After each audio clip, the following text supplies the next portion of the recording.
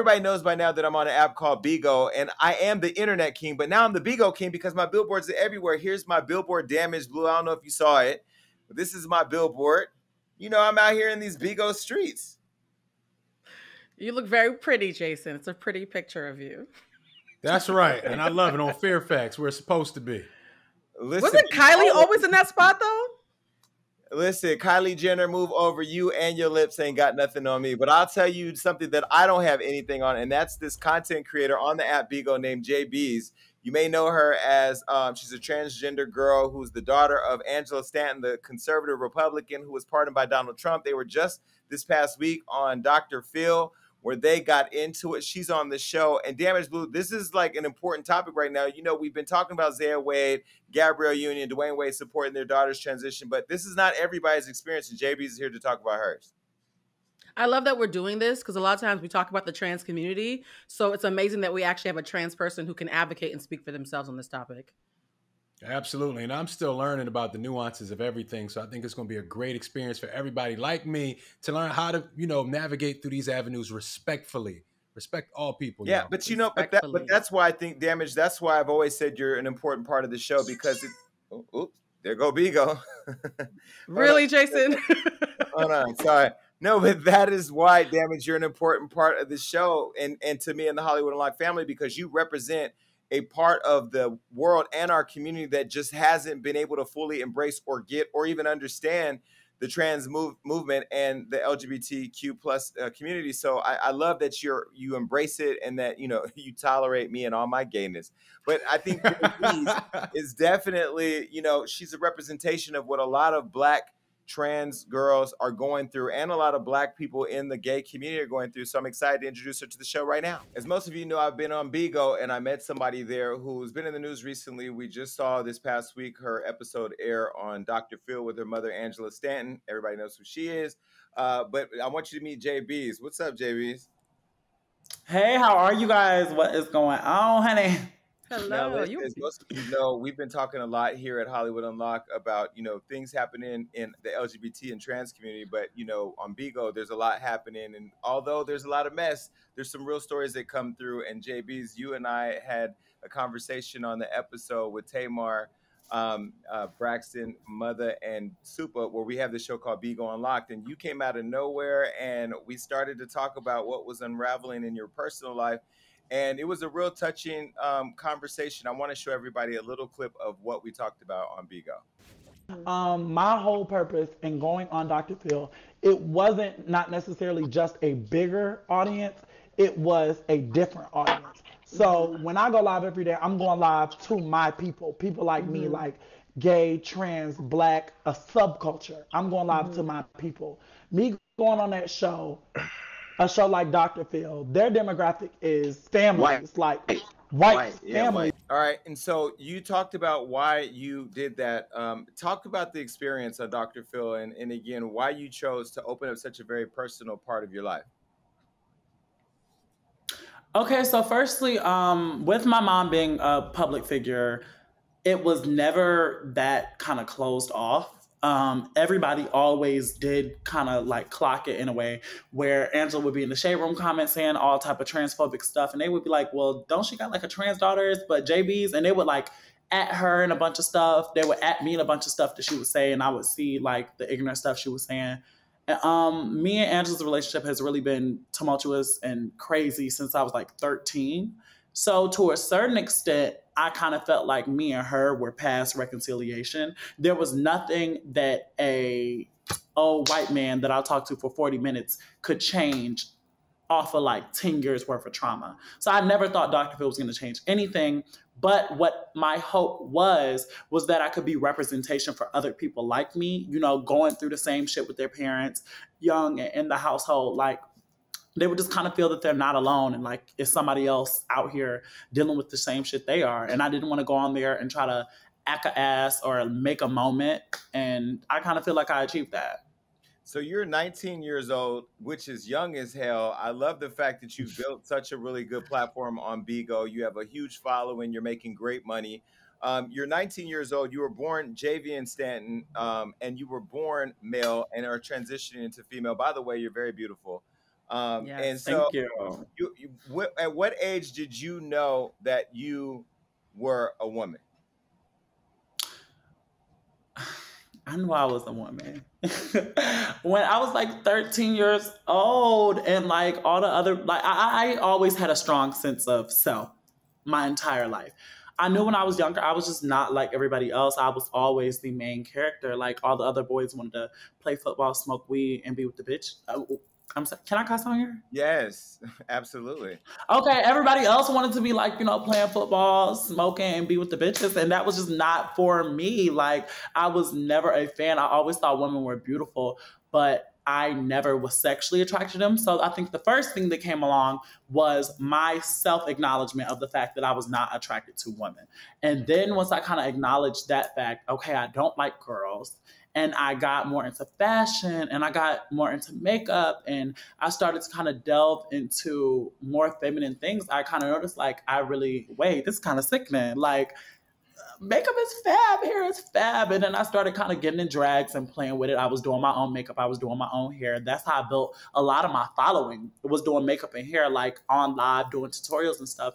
And overall, I started to go out on it, and I started to feel more and more comfortable. And I was just like, this is who I want to be. Mhm. It was like trying on a bunch of shoes, and you just got that one pair that was like the perfect fit. And I'm like, yeah, this is it. Yeah, the Jordans wasn't working, and then the No, it stiletto, wasn't. the heel fit a little bit more. It was like, yes, happy. guys. So okay, so you're 13, discovering yourself, and then are you on this journey by yourself? Are you sharing it with family members? Because at the time your father was in prison, right? Was your mother and father in prison, or was your father in prison? Okay, so my mom went to jail when I was younger. And she came home, and of course she got all of us, and I was staying with her. And my dad went to jail when I was around like 11 or 12. And my dad, I never had an absentee father.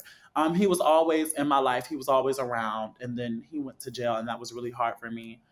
And I had the type of parent where I just didn't really feel comfortable telling her shit. You know what I'm saying? Like, you have kids who keep secrets, not necessarily because they don't want to share, but they keep secrets because they don't feel comfortable tearing their parents certain things. So when it started off is you were mad about me playing with Barbies, I knew you were going to flip your shit when you found out that I was gay. So I just didn't tell her shit. I was by myself living my own life. JB, you're a very attractive woman, and some would say that you are cis passing, which means that someone could look at you and never know that you are trans. And I feel like a lot of times people grapple with pronouns, and it broke my heart when I saw your mother misgender you several times. Can you speak to the audience about why it's important to respect people's pronouns when they tell you what they are?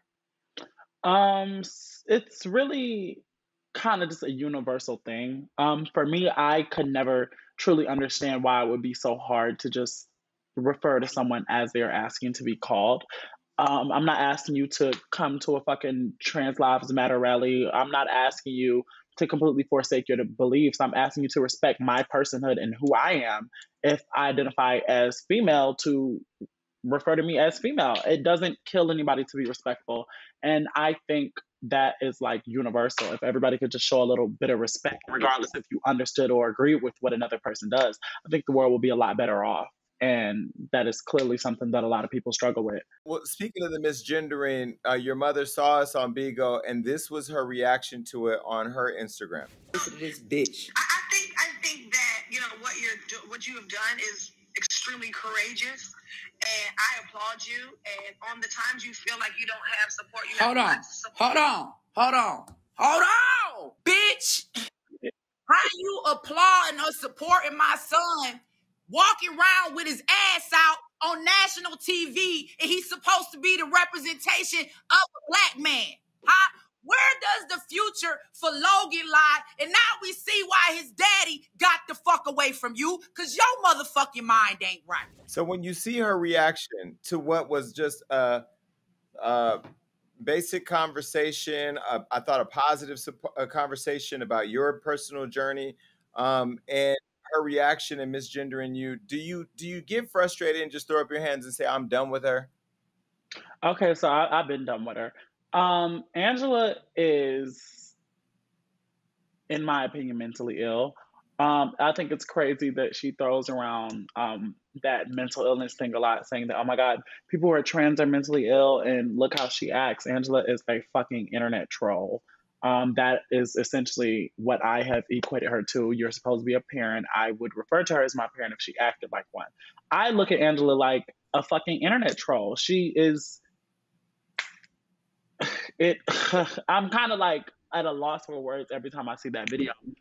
Firstly, because that was, in my opinion, clout chasing at its finest. Tamar didn't even say anything too out of the way. She never disrespected anyone. For her to get online and say all of that about her child and her struggle with suicidal thoughts and just all type of shit like that, it just shows how much of a piece of shit person you are.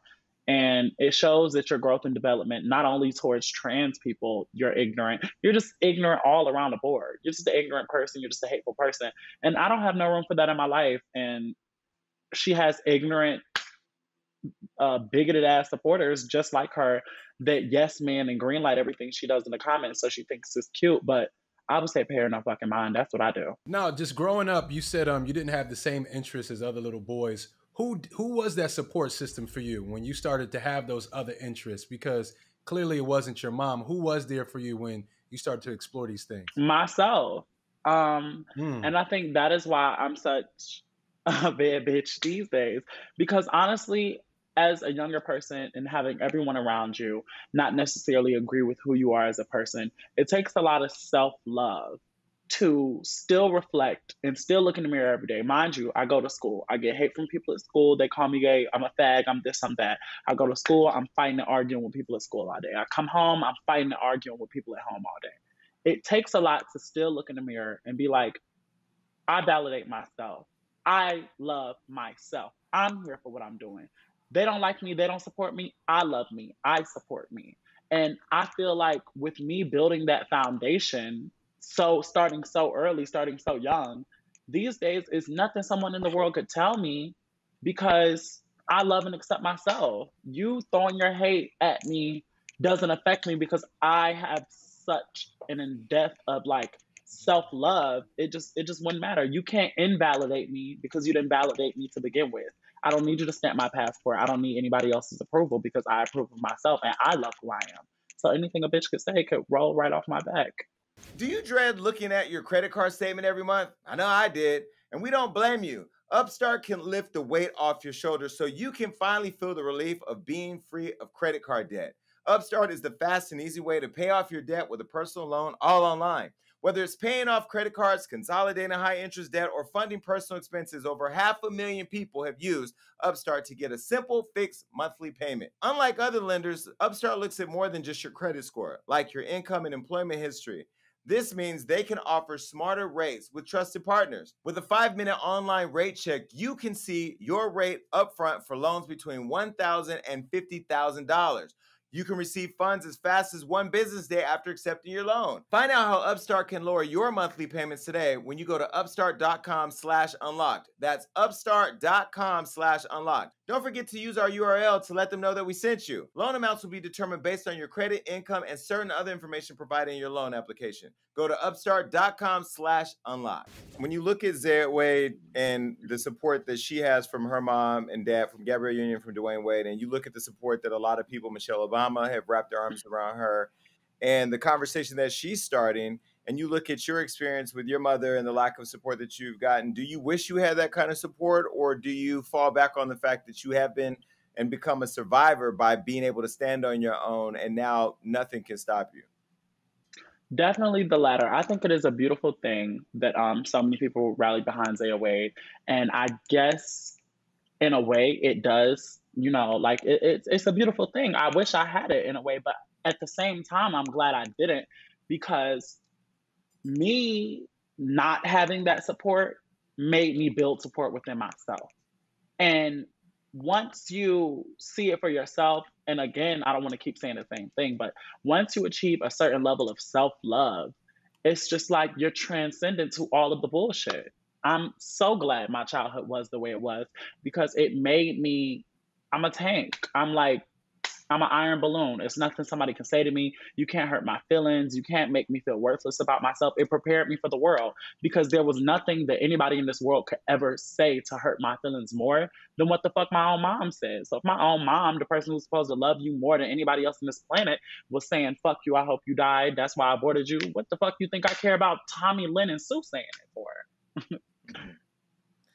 A lot of That's people in the community, they go through what you go through. You mentioned that the reason why you call your mother Angela is because she doesn't show up as a parent, so you don't address her as such. But when you watch shows like Pose, we know that in the LGBT community, we do have a chosen family. So do you at least have a chosen family or an ecosystem on a bad day, even when you're a bad bitch, that you just need somebody to be there for you? 100%. Now, I never wanted to say I just did it alone or I don't have anybody, because I definitely do. My friends are really my support system. You know what I'm saying? We're here for each other emotionally. One of the hardest times I've ever been through in my life, as you guys know, my dad was murdered about a month and a half ago. I'm so And sorry. at that point, I felt like really defeated because I don't know, even though I have this self love about myself where I don't feel like I need anyone, one of the people who in my life had always kind of tried to understand me and love me and support me was my father. Now, of course, he was raised in a traditional Black household. He didn't agree with probably being trans or me transition, or he probably didn't agree with it, but he didn't let his hate for what I am overtake his love for who I am. You know what I'm saying? Like, so he Right. loved me regardless, even if he didn't necessarily agree with some of the shit I did. One of the last conversations we ever had was he kind of just expressed to me that he just wanted to see me happy. And that was one of the most beautiful things in the world, for you to have that type of selfless love towards someone and be like, you know, I don't care what they do. I don't care if it doesn't please me. It's not about me. I just want to see you happy. That was so beautiful. And so for him to be taken away from me, it was really like a hard time in my life.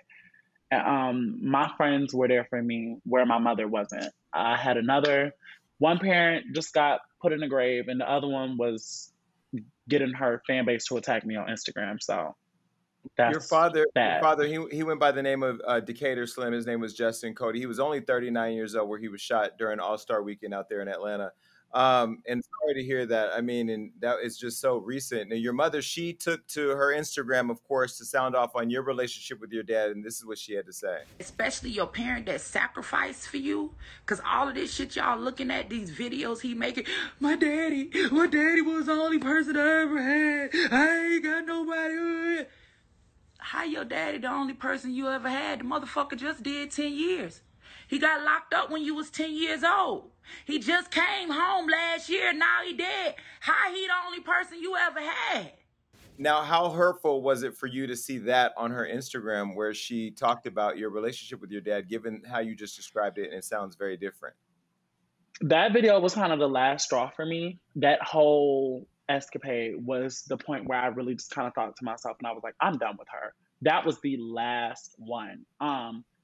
Just how inconsiderate you have to be to go on your platform in front of hundreds of thousands of people and say some shit like that. Like, first of all, my dad did go to jail when I was 11. We were close prior to him going away. And since my dad had came home from jail, he came home early last year. And he was here for my 19th birthday. The love my dad showed me being out of jail for a year was more impactful than the last 17 years being with Angela.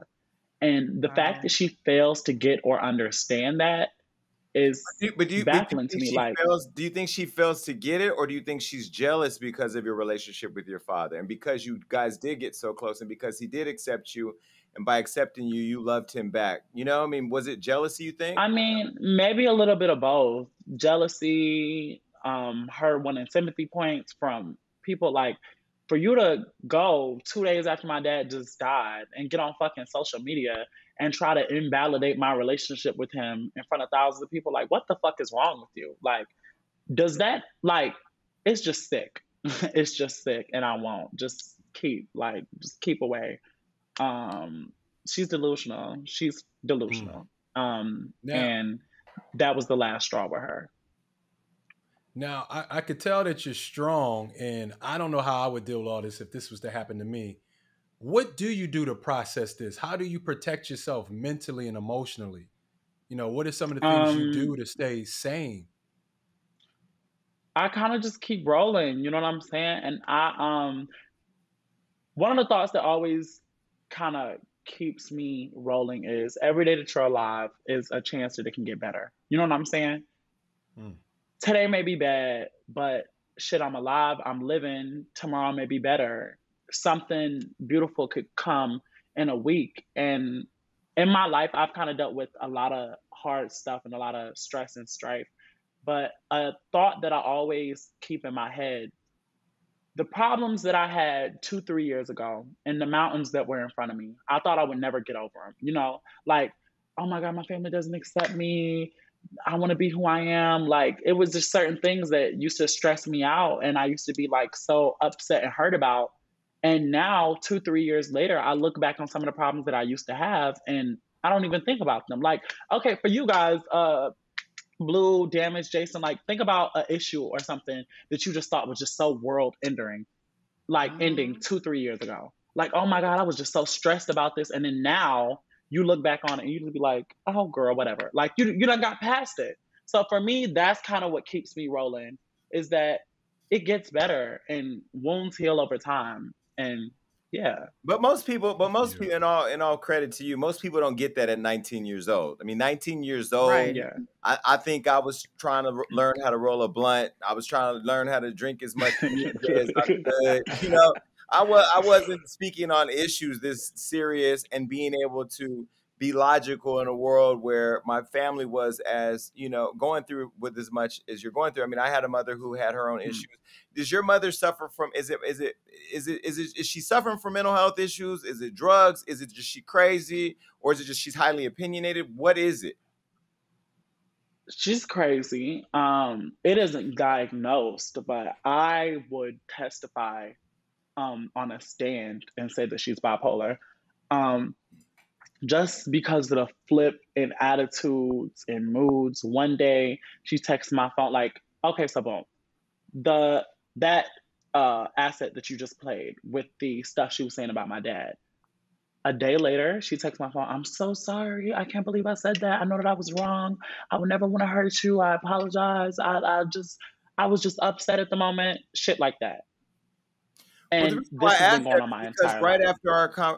The reason why I asked that is because right after our conversation on Be Go Unlock with the whole Tamar thing, and she did her response on Instagram, she went and joined Bigo, where you're one of the dominant people on the app, where you have a lot of support from our community that dominates the app. And then she did a whole conversation there about how much she loves her son, which was disrespectfully misgendering you again.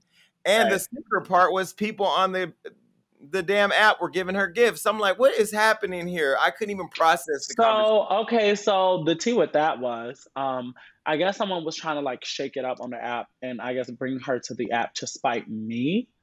But I personally didn't care because I could have like gotten, y'all may not know, but Jason know. Bigo is my app. So if I wanted to get that interview shut down, I could have got her banned. I could have got my fans to spam reported. Like I could have got it snatched down. But I let her do the audition because I didn't care. There was nothing else that you could say to me at this point that was revolutionary or that would shake the table that we haven't heard. Like, you gonna come over here and spew the same ignorant shit you was spewing over there. We heard it before. I didn't care then, don't care now. The people on this app only care because you're Jaybies' mom, not because you're some random transphobic lady having issues. Like, so I just let her go. Cause okay, sorry, I have a question. So here's the thing, right? I'm a huge trans ally, right? I'm always the person in the room who, if somebody is being transphobic, even if it's uncomfortable, I'm gonna make you uncomfortable until you fix it.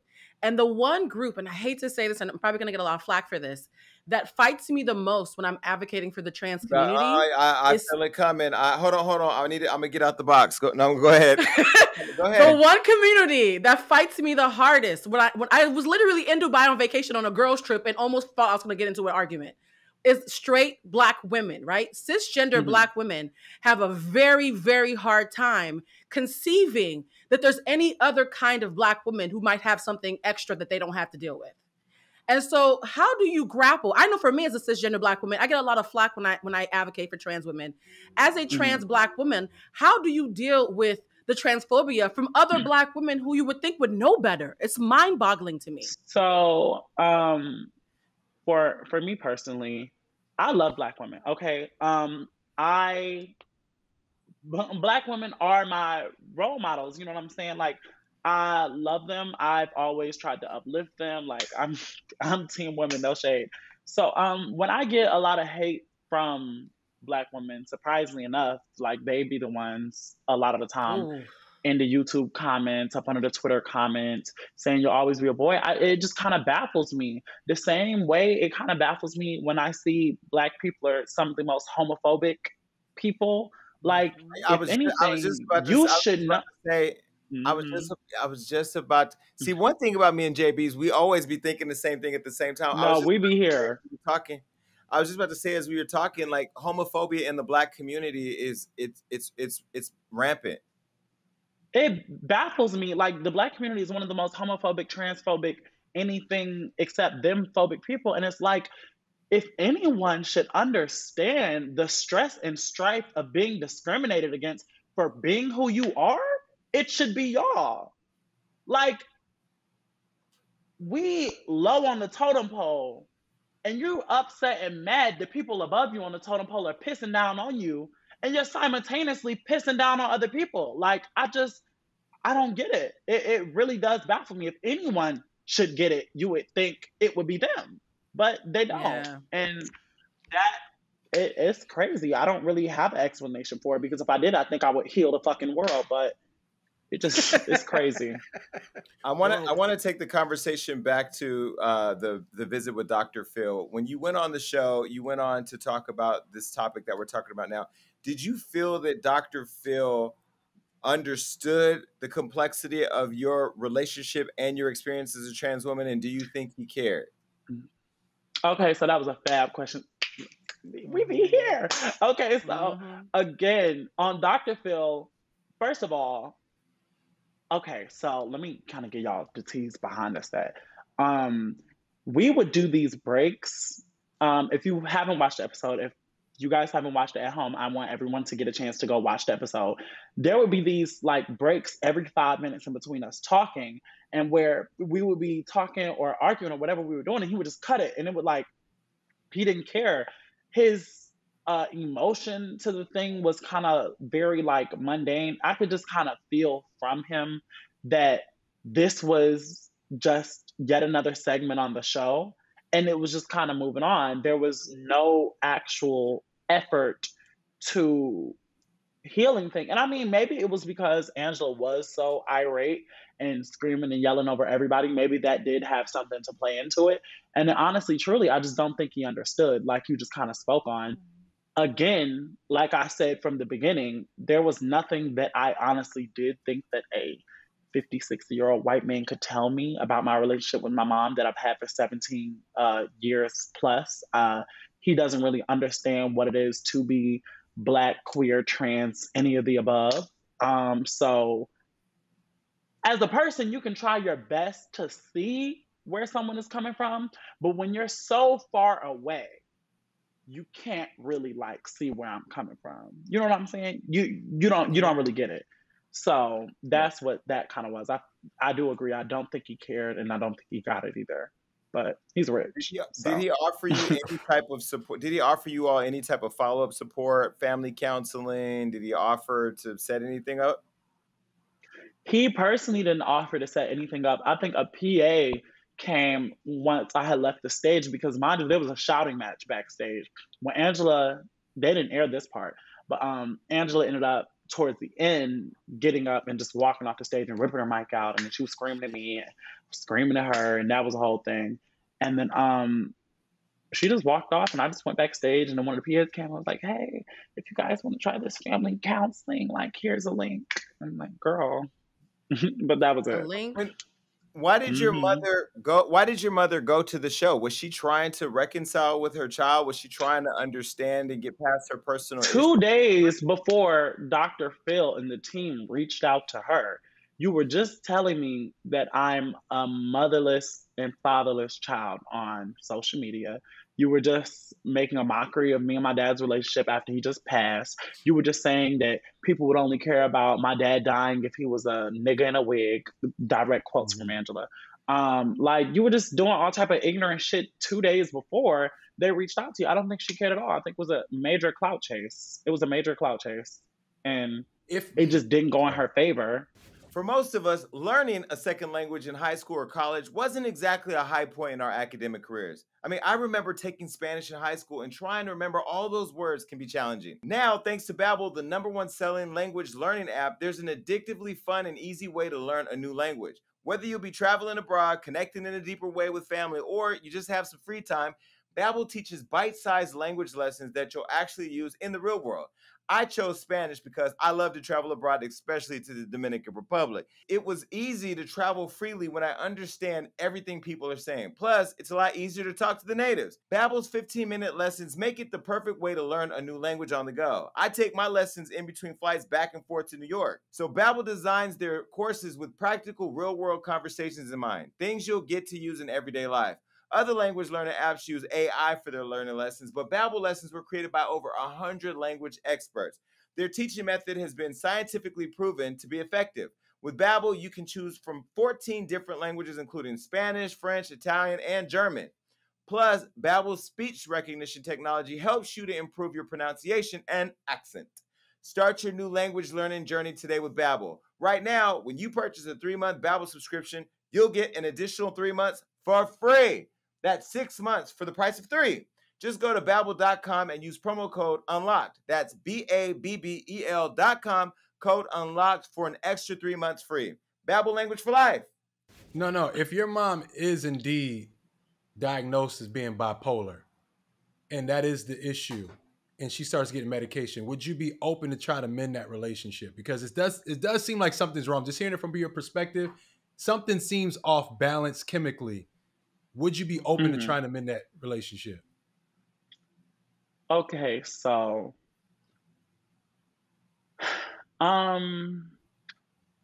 something is definitely off with Angela, but she is not completely fucking crazy.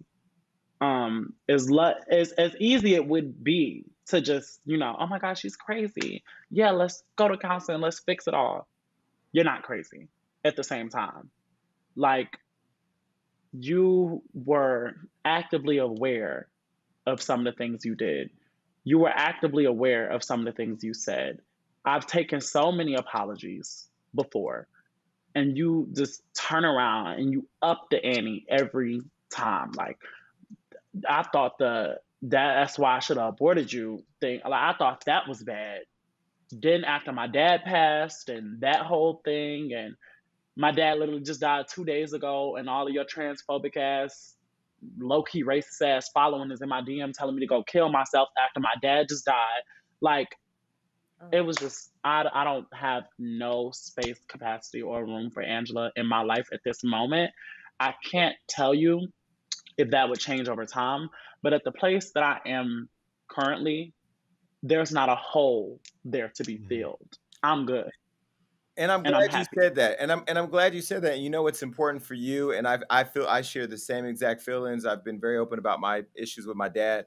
You know, my dad, in my opinion, betrayed my dead brother. And when somebody you love, or somebody who should be loving you, betrays somebody else that you love in their death, it's really hard to. It's just certain shit you can't come, like, yeah. Because it feels like it'll feel like you're betraying your dad. It'll feel like you're betraying him. You know, I mean, I don't know. But I will say this. Don't feel guilted into compromising your position on your relationship with your mother. Because at the end of the day, that's your relationship with her. And you get to decide who you let in your life. And blood ties don't automatically give people a pass to pain and to hurt people. So I say whatever you feel you got to do for your best interest and for your sanity, do that. Right. And yeah, I mean, I'll get emotional just talking about it, but you kind of just hit the nail right on the head for me. It's just certain shit you don't do. morally, like, as just another decent human being, it's just certain stuff you don't do. And that was one of the ones where it was like, okay, yeah, so that's You're that. really good at I was noticing that you're really good at safeguarding and protecting your peace, and you're very what they call high functioning. Like in every story you've told us today, something traumatic happens and you figure out a way to pivot and continue to function, right? But the thing Yeah. about high functioning people is even if they're high functioning, it doesn't mean they're healed, and it doesn't mean the trauma No. didn't have some sort of impact. So I guess I'm wondering, would you ever be open to going to therapy for yourself for the stuff that you're still dealing with, despite the fact that you're high functioning? Because just because you can get through your day doesn't mean you're still not bleeding on the inside like anybody else would. I mean, I do have sad days. Like, this past Mother's Day was one of the saddest days of my life, really. I can My imagine. dad, as I said, was passed away. I couldn't spend Mother's Day with my mom. That was when I was supposed to. Well, you guys know the situation with that. It was just really sad for me. And looking on social media, and everybody else was with their parents, and just that internal, like, well, damn, must be nice. But I am my own therapist. Believe it or not saying that I have all the answers for myself, but my connection to how I feel and who I am as a person is really strong. And I don't think some people know how strong it is. Like, I really internally work through a lot of stuff myself. My internal conflict resolver is great. She works, she does her job, and I'm good. You know what I'm saying? So when I'm You good. mentioned you and your mother did have a relationship, because when she got into that fight with DL Hughley, you had her back and you stood up for her.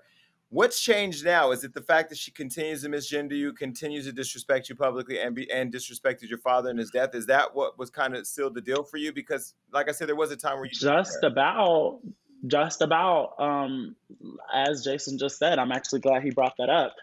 If you think that I'm just some disrespectful kid who doesn't have any love for the person that birthed them in their heart, you're fucking wrong. Anybody would know. I went to bat for Angela several times. Simply because that's my mom, and I still do love her, even through all the crazy shit.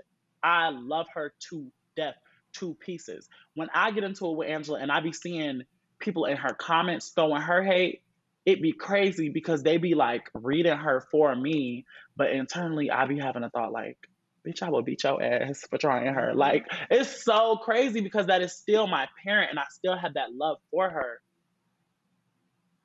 But I have too much respect for myself, and I have come too far as a person to continue to allow you to disrespect me. I'm not going to do it. I've come too far as a person. Nobody else in my life gets away with it. Not a friend, not a cousin, not a brother, not a sister. The only person who has Not a bean thought on Bigo. not a cokehead on Big O. Nobody could ever like get away with disrespect me. So for Angela to be the only person in my life who continuously did it, and you're the one person who should be the furthest thing from. Like, no, I can't accept that, and I won't. And until she reaches her point of where she's ready to, prioritize her relationship with me and how she treats me, it's just gonna be what it's gonna be. Well, I believe you teach people how to treat you. So, and I think now you're teaching her and 100%. everybody else, based on what you just said, that you just have a certain level of self-respect and self-love that you expect people to match. Let me ask you, your mother, she became widely known for her conservative views and her being pardoned by the former President Donald Trump. When he pardoned her and she got out, do you think that gave her some sense of entitlement or some sense of clout that she believed she was the chosen one to just run rampant with whatever thought she had for the Republican Party? I mean, I don't even think it was necessarily that. Okay, so my mom getting pardoned in a way was a good thing because although it's not as crazy as she is on the internet, she does a lot of good work. Like the work that she does with sexual abuse victims, the don't ask, don't tell like stuff, the stop the silence stuff. Like she has done a lot of work. Damn near every year since I was born, my mom did a toy drive. You know what I'm saying? Like she's not an all bad person. So the pardon, in a way, I thought, okay, that was a good thing. She, had her felonies back in the day and she came home and she actually has tried to do a lot of reform in the community. But with Trump pardoning her came a large, ignorant ass, Trumpy fan base. And they started to, in my opinion, gaslight her. And what I mean by that is every time she would post some ignorant ass shit and there was hundreds of thousands of people in the comments going up for this, it just got worse. It just got worse over time. Like, I think back to 3-4 years ago, my relationship with her, she was not this ignorant. Like, it's gotten worse. And the reason why I think it's gotten worse, you have all these yes men in the comments and in your ears telling you, yeah, that's the one. Yep, that's the one. And you continuously do it. And you continuously do it. And now we have this monster that I feel ignorant ass people in gaslighting created.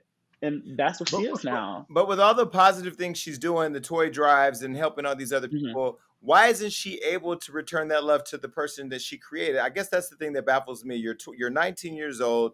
You're making at least 24. I've done the math. You're making at least $24,000 a month, at least just on Bigo. You're very intelligent. You're very articulate. You look put together very well. You have an intelligent view on world topics and topics that are very complicated for our own community. Why is it that she's not more proud of you for the person that you become? Is it the gaslighting by the conservative party that wants her to be homophobic? Is she just homophobic, ignorant? I mean, I'm confused. Okay, so again, getting back into this. Y'all want to hear something crazy? Angela actually has a lot of gay and trans friends. Believe it or not.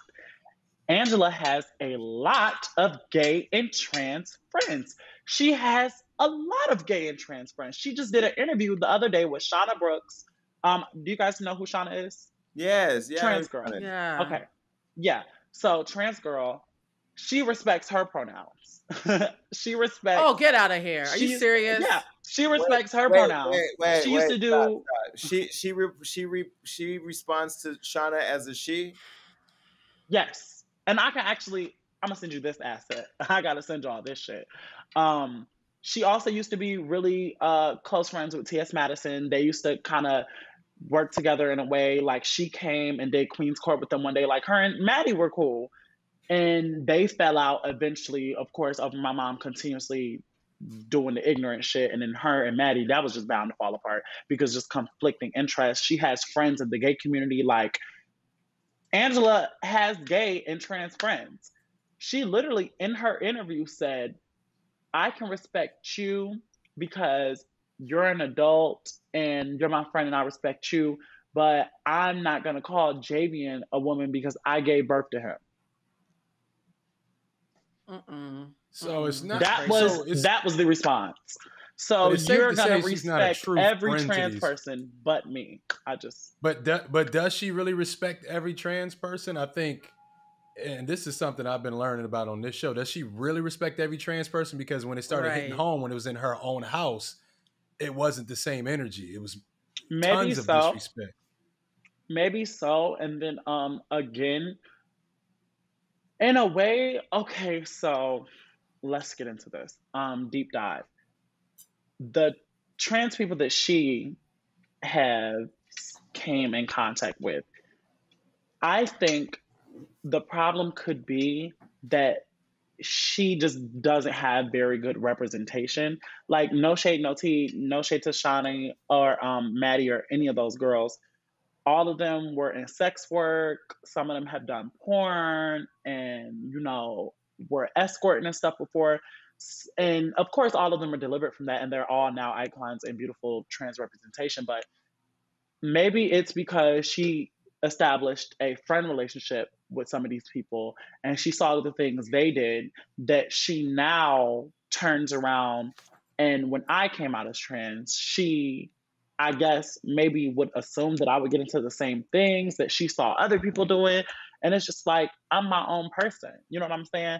I've never done anything along the lines of that. I make all my money legally. Like, I don't do anything crazy. Like, I just, I don't understand. See, what you're describing though is called tokenism, though, right? Because if we Right. watch, like, let's say Real Housewives of Atlanta, you'll see all the housewives with a token, like, Derek J, like gay bestie, almost Hmm. like a fashion accessory.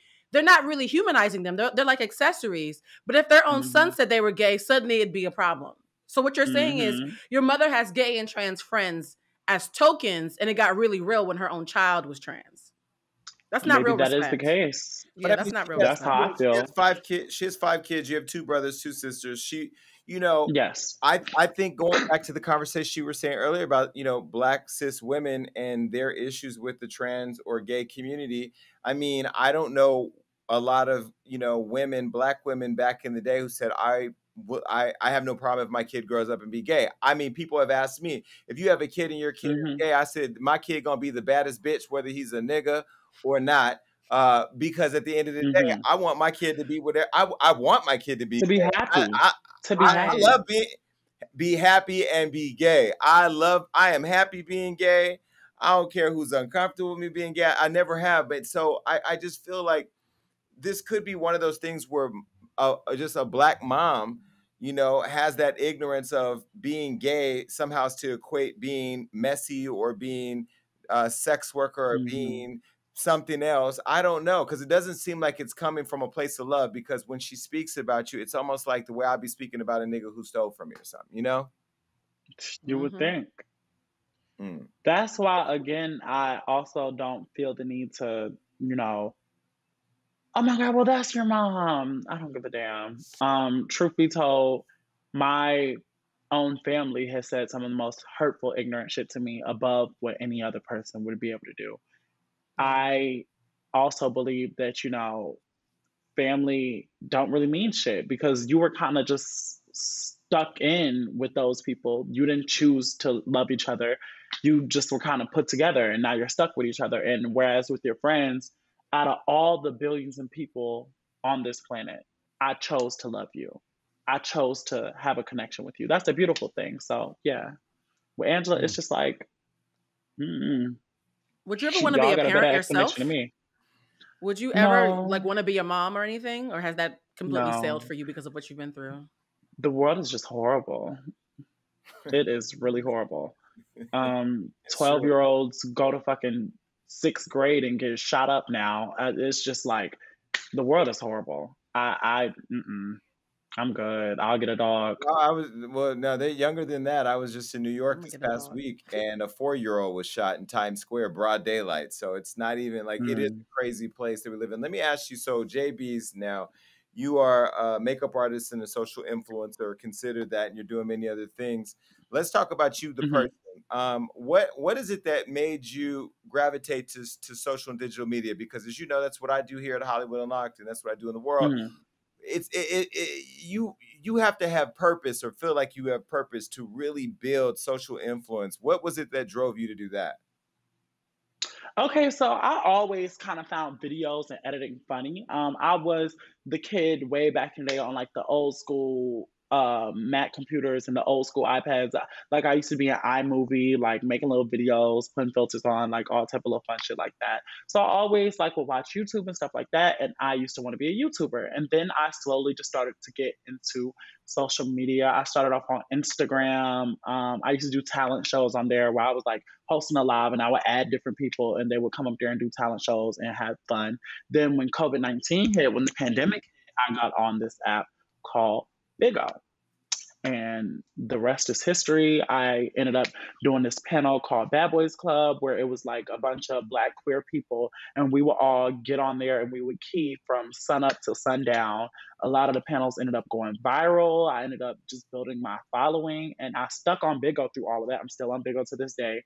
And I just kind of blew up. The reason why I feel like I love social media so much because it was so much instant gratification for simply being myself. You know what I'm saying? It Mhm. was so much love out there from people who didn't want anything from me. Like they didn't want to be friends with me for a ride. They didn't want to be friends with me, oh, because I have something that they want. They all literally loved me for me, like just my personality. All I did was go live and talk shit and key and have fun. And they fell in love with me for that simple reason. And I think that's just such a beautiful thing. I love social media. But how amazing is it that we're having like this duality in the conversation where your mother, the person who birthed you, can't accept you for who you are, but then millions of people on an app who don't know you in real life can. Love me just for who I am.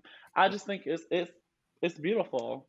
It's beautiful, and I feel like I'm a rose that grew from the concrete.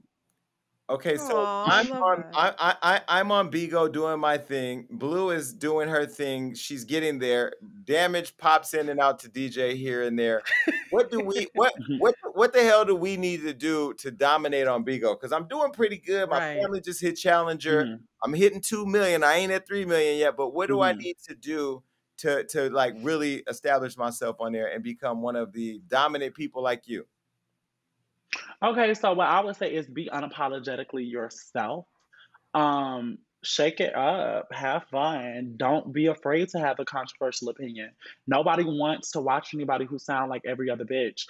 Don't try to be like every other bitch. Be you.